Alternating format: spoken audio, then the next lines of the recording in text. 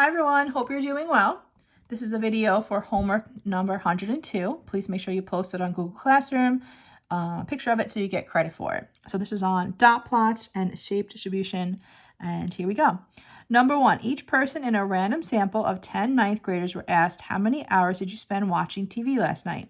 The data for these 10 students is to the right. So this is the data that you were looking at, and these are the number of hours of TV that the 10 students said that they watched. So this is what you were plotting over here. So the 2 is a dot, the 1 is a dot, the 0, 3, 4, 1, 2, 2, so on and so forth. So you get to all 10. And always make sure you count. You have 10 of them. Would you describe this data distribution as approximately symmetric or skewed? So this is definitely symmetrical. You can kind of fold it over, the left and the right side would match up. And I said bell curve because that's more specific to what it actually is. Calculate the value of the mean and the median for this data set. So remember, the mean is your average. So you take all these numbers, you add them up, you get the sum of 22. You add by 10 and you get 2.2. The median is always the halfway. So you can put them all in numerical order and go to the halfway point, or just know half of 10 is 5. So 1, 2, 3, 4, 5. 1, 2, 3, 4, 5. It would be here in number 2. Don't forget you can also do this on the calculator. So if you just go to stat 1, put all the numbers into L1, and then go stat calc 1, and go to calculate, you will see that you have that X bar, which is your mean, the sigma X, which is the sum, N is the total number of data values, and your median of 2. So our 2 and our 2.2, 2.2 are right there.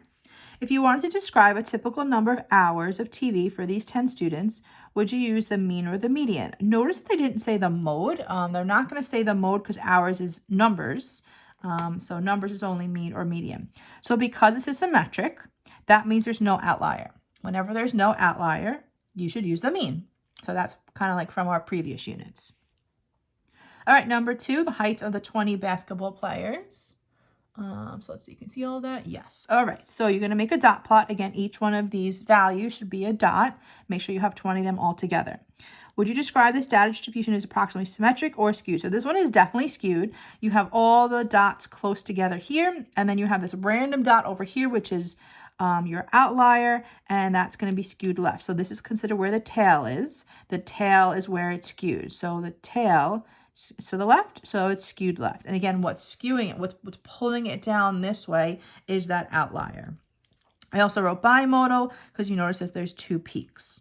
So the spread or the range of the data is 84 minus 61, your highest minus your lowest, and that's 23. Mode, there's 2 modes, tend to be called bimodal, 75 and 80, and the median is 76. So this one's a little tricky. This one, if you do by hand, you'll see I wrote it out. It's in between 75 and 77, so we know our mean is 76. If you use the trick, half of 20 is 10. So 1, 2, 3, 4, 5, 6, 7, 8, 9, 10. But that's 75. Well, I said the answer is 76. So this is the one time where the trick, what happened was when you go 10 this way, 2, 3, 4, 5, 6, 7, 8, 9, 10, and you go 10 this way, they're different numbers. Any other time we've ever done it, like for this one up here, if we go, this was what, 5, right? 1, 2, 3, 4, 5. 1, 2, 3, 4, 5. They were always the same. Whether you went left or right, they were always the same number. So this one wasn't. So the trick is awesome unless you come up with something like this. So just be really, really, really super careful. Here, left is 75. Left from the left is 75. From the right is 77. That means it really is, the average of the 2 of them, which is 76. So just be really careful. If you don't want to have to worry about that, put them all into the calculator and let the calculator do the work for you. It'll get you that answer of 76. What is the best measure of central tendency to describe this data? So because there is this outlier, because it's skewed, when there's an outlier, you want to use the median. Okay, so the outlier affects it, so you want to use the median. All right, next page, number 3 is choice D. So that says, basically want you to make a box plot from the other day. It gives you a lot of the information. It gives you the lower quartile, which is quartile 1. It gives you the median, which is your quartile 2. Of 68. It gives you the upper quartile, which is quartile 3 of 70, and then you have to just get your lower and your higher. That's your 5-number summary. The only one that matches is this. I apologize, this is very blurry, but it is choice D. All right, number 4, Skylar surveyed 200 high school students to find out how many hours they slept this past Saturday night and how many hours they slept this past Monday night. The histogram shows the data she collected. Compare the distributions of data on the two graphs. How do they differ? For what reasons could they be different? So you're sleeping on Saturday and you're sleeping on Monday night. So Saturday is going to be skewed left, and it's going to show that they sleep more hours. Obviously, Saturday night, you don't have to go to work on Sunday or school on Sunday, so you're going to sleep more. So this is where the more hours are, and you're going to sleep more hours than less hours. That's why this is skewed. So the hours of sleep Saturday is skewed left, showing that they sleep more hours, whereas the hours of sleep Monday is skewed right, showing that they sleep less hours. So here's your tail. Monday night, Tuesday, the next day we have to go to work and we have to go to school, things like that. So some of you are going to have less sleep because you stay up really late doing your homework. So you're going to have less sleep.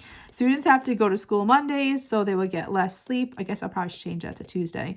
So they'll get less sleep where they don't on Sunday. All right, let me change this. I'm going to make this Sunday because I think we're talking about Saturday night. And I'm going to make this Tuesday because we're talking about Monday nights. So basically more sleep, less sleep, tail to the left, tail to the right. So that's how it's different. Okay, so you can see my answer right there. And the last one, describe the shapes of distributions for the following histogram. So this one has a tail to the left, so it's skewed left, and that's not symmetric. This one is that bell curve. The bell curve is usually always symmetric. And I also put unimodal. All right, hopefully that helped. Don't forget you post your homework and have a great day.